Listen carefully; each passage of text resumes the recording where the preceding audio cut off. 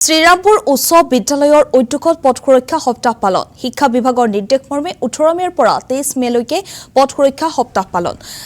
বাহনৰ চালক তথা পথচাৰীৰ মাজত সজাগতা সৃষ্টিৰ বাবে বিদ্যালয়সমূহক নিৰ্দেশ শ্ৰীৰামপুৰ উচ্চ বিদ্যালয়ৰ শিক্ষক তথা ছাত্ৰ-ছাত্ৰীৰ উদ্যোগত পথ সুৰক্ষা কাৰ্যসূচী পালন কৰা হয় শ্ৰীৰামপুৰ হাইস্কুলৰ ছাত্ৰ-ছাত্ৰী আৰু প্ৰধান শিক্ষক শ্ৰীৰামপুৰ উচ্চ বিদ্যালয়ৰ পৰিচালনা সমিতিৰ সভাপতি ৰাজদীপ চৰকাৰেও অংশগ্ৰহণ কৰে এই কাৰ্যসূচীত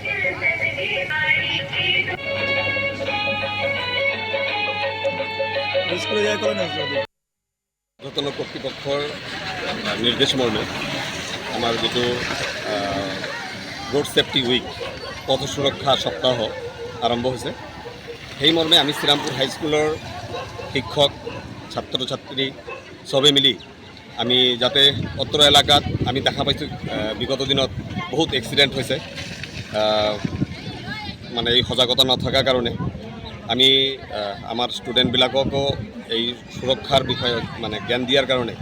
এই পথ সুৰক্ষা সপ্তাহত আমি শ্ৰীৰামপুৰ হাইস্কুলৰ তৰফৰ পৰা এখন ৰোডত আমি এখন সজাগতা শিবিৰ আমি পাতিছোঁ আমি যিসকল